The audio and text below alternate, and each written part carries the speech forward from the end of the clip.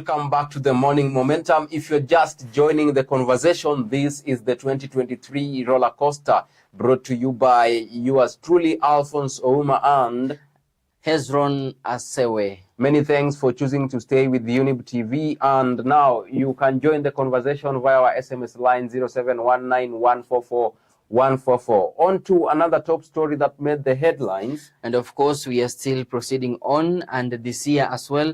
You can remember President Kenyatta underwent some frustrations. Yes. And what could cause these frustrations during the time at which Raila was calling for the demos. Now, I think during that time, some members, especially from the Kenya Kwanza, allegedly said that Uhuru was among people who were funding the Azimio campaigns, and the entire demonstrations. So they decided to hit back.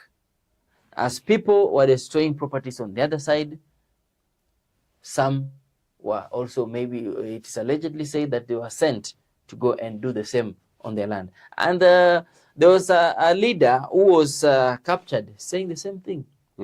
Yeah, we say that if you do with the other side, we will also do that one. And that is when we saw now attacking of Northlands. Of course, the goats were stolen. Very true. The forest was being up ablaze, a section of it. And now, after it went beyond what the former president could control, he came out and spoke about it, asking why the government is intimidating the family. We can also remember that her mom's security was withdrawn. The security details. In that same period. Very true. His son's home was also, the DCI went there to summon his son. Very true. And on that night, the former president was very furious. So furious. And take a look at that clip. People claiming, because that's all we can state for now, to be DCI officers in a vehicle with Sudanese registration, and claiming that they want to speak and to see him. And I told them immediately, from my knowledge, when the police want to do something, they don't come in foreign number plates. I asked myself, what does this government want? Because if it wants me, the fact that I've been silent doesn't mean I'm scared. Come for me. What does my mother have to do with anything? What does my children have to do with anything? Kama shida yenu ni mimi, I'm here. Right? Yeah? They know where I am 24/7. Right? Why all this? Intimidate a 90-year-old woman. Intimidate children. Right? If it is me you want, come and tell us what you want. From that clip, you can see how really the former president was so intrigued. He was not a happy man that evening. That evening, he was really not happy, especially when he mentioned an old woman, 90 years old. Yeah. And then to make it worse, his son. Yeah. I think this went too far. For him. Of course, the aftermath of Northlands was not good as well, but later on, the damages were repaired. And some of those guys who stole the sheep returned them, apparently. Very true.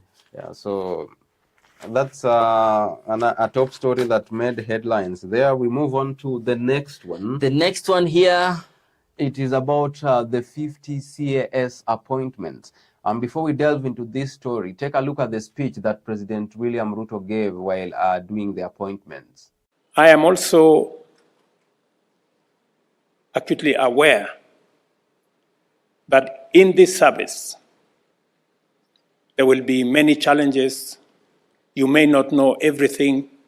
I want to implore upon you to take time to read, to understand, to consult, to ask, and to agree to be informed so that you can serve the people of Kenya better.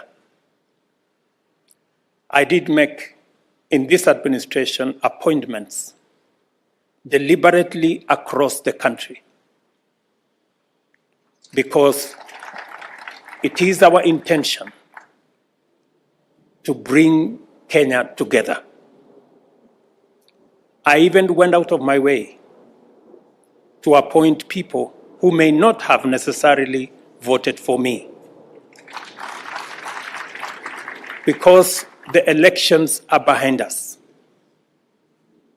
We must come together, irrespective of how we voted, irrespective of what political parties we voted for or who we voted for.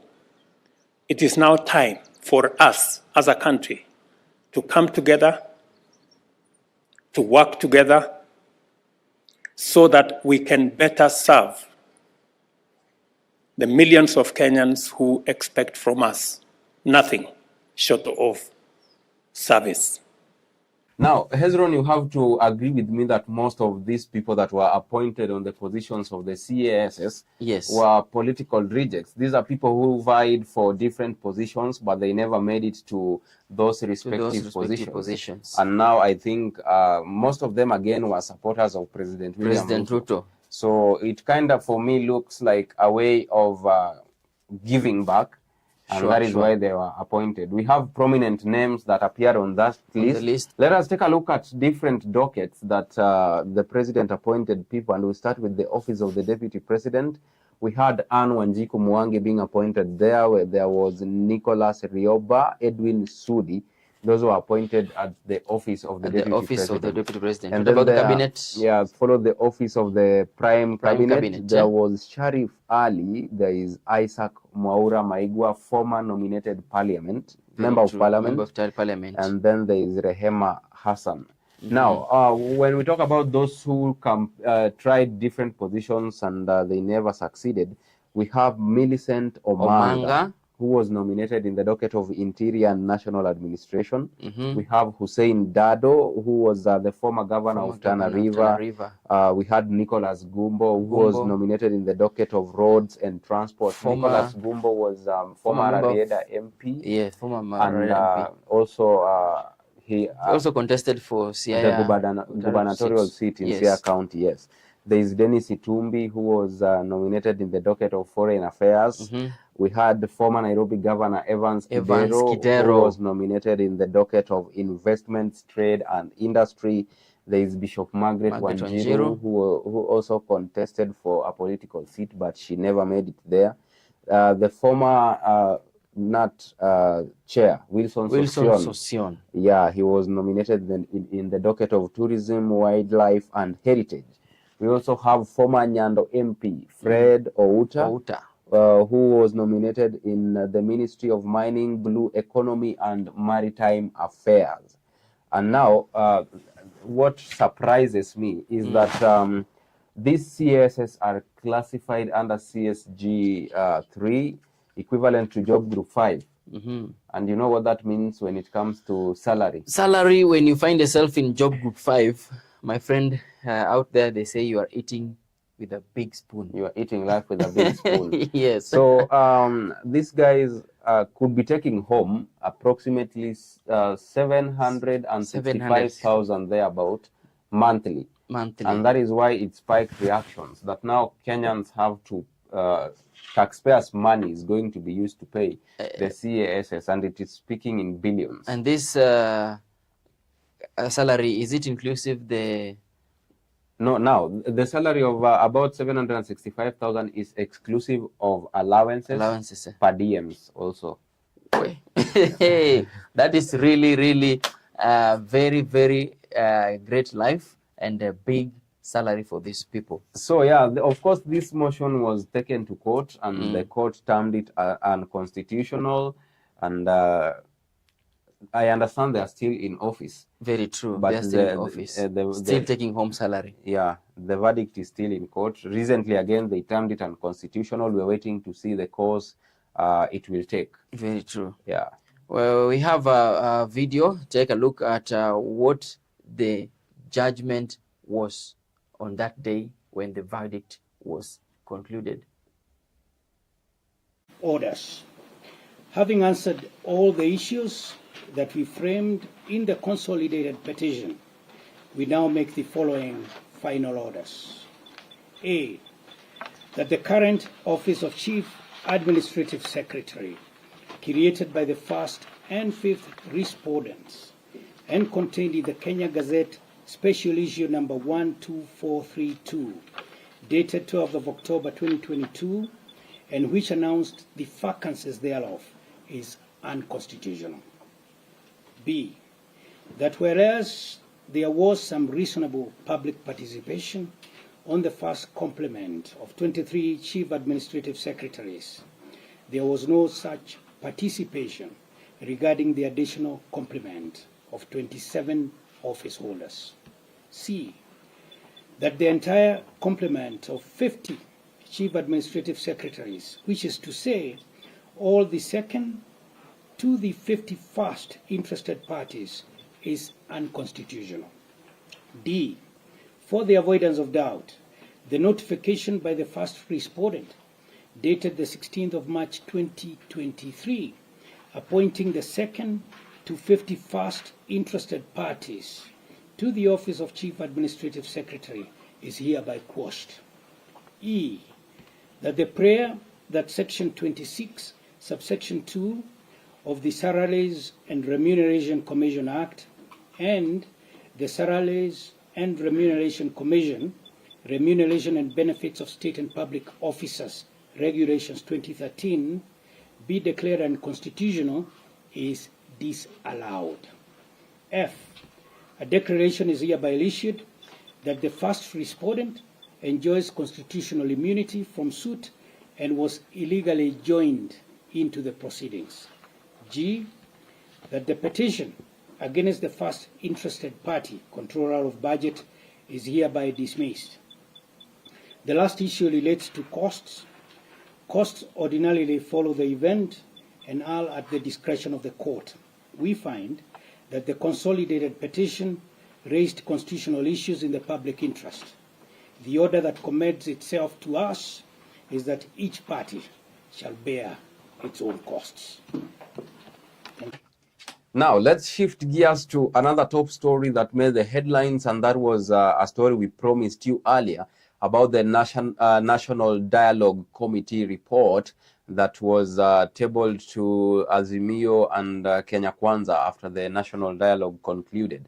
Now, there are some key recommendations that they made to President William Ruto, and we want to take a look at some of those few recommendations. Number one, they recommended audit of 2022 electoral process. Yeah, they recommended the evaluation of the 2022 electoral process, which was much pushed by the Azimio camp. And again, they also recommended restructuring and reconstitution of the IEBC.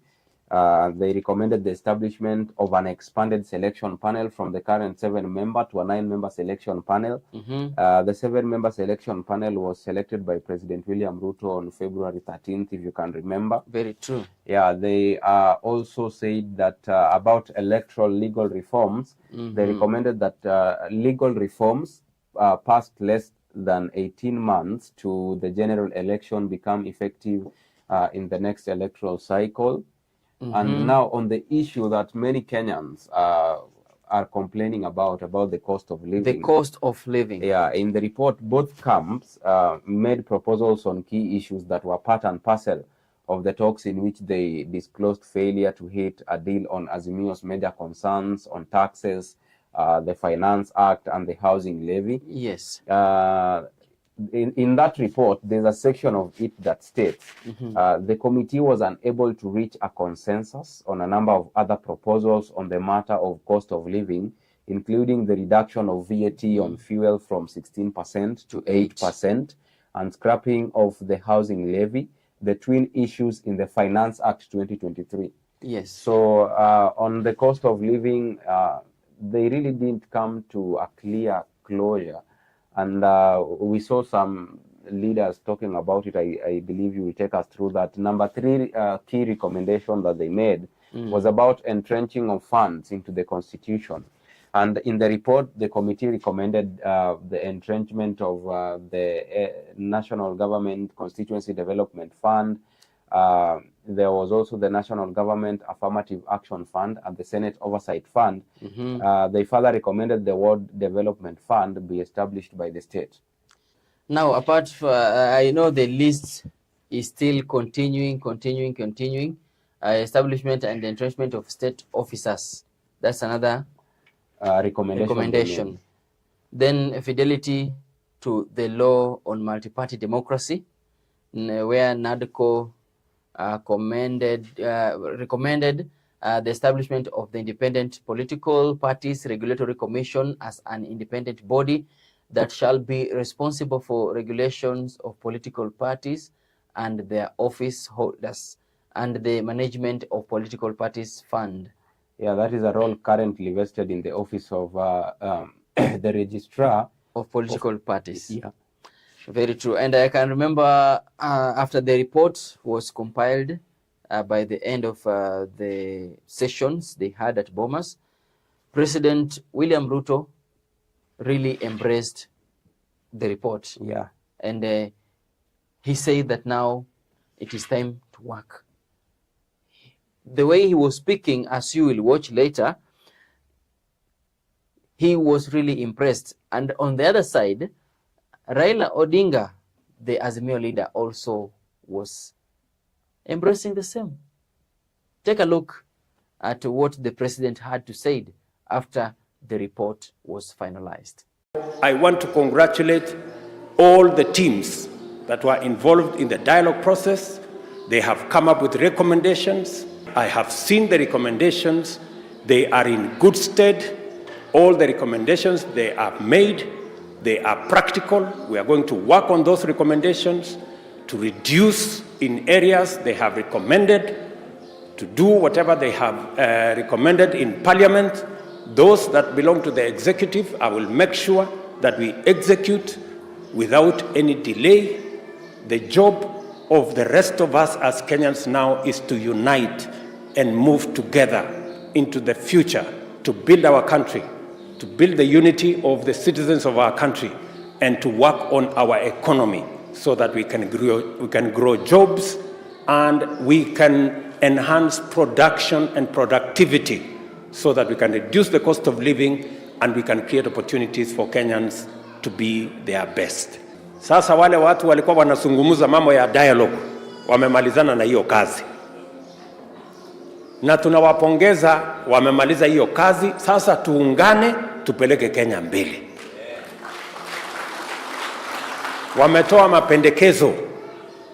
Na hiyo mapendekezo yote wametoa ni sawa.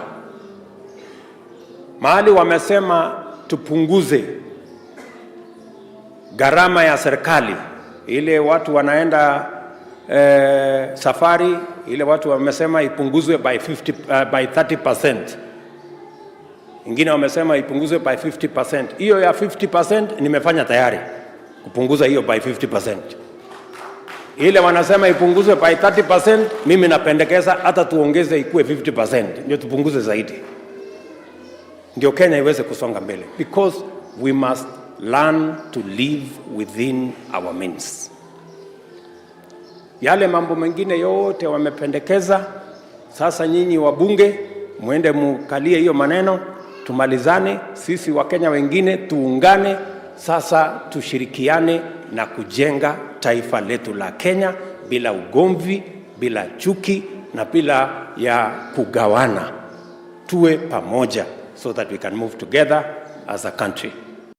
Well, on the contrary opinion of the National Dialogue Committee report, we have a section of Azimio that was disagreeing with the report, particularly the key leader in Azimio, that is Right Honorable Martha Karua, who was saying that she is not satisfied with the report. Very true. She was saying that the cost of living was not addressed. Sure. And some offices, she was also not seeing the viability of having those offices. So her argument was this thing was not really the interest of Mwananchi was not at heart of that report. Very true. Instead, it was meant to benefit the individuals that are already revolving around the government. Take a look at what Martha Karua had to say.